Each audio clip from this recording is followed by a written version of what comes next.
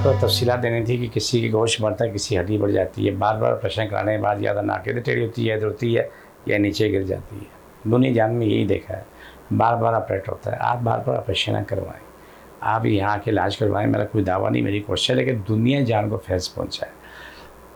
सांस लेना मुश्किल, नाक से सांस नहीं ली जा रही है, बहुत मुश्किल आता है। मुँह खोल के सांस लेना, बस होता भी ना, मुँह खोल रहता है, मुँह के ज़रिए सांस ले रहे होते हैं। चंद दिन के बाद आपको तो मालूम होता है कि नाक के ज़रिए आप सांस लें, नाक के ज़रिए सारे काम हो रहे हैं। आपकी जो हड्डी बढ़ी हुई है वो भी सीधी होना शुरू हो गई है।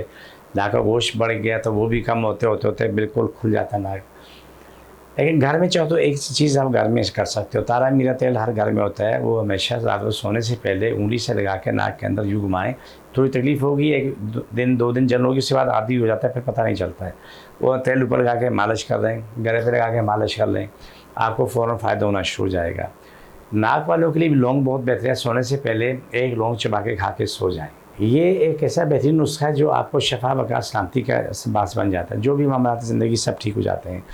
लेकिन आप जो मेरे पास आते हैं ये हड्डी का इलाज करने के लिए, हम आपको क्रीम ऑयल है मेडिसिन देते हैं, आपका निज़ाम बहाल होता है।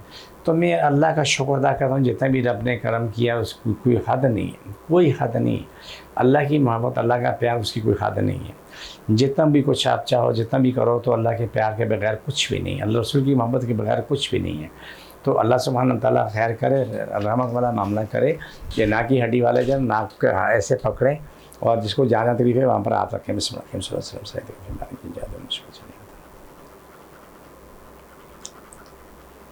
छोड़ दो, ये प्रोग्राम काफ़ी होता है। मुझे मेरी टीम को इजाज़त, फ़ी अमान अल्लाह।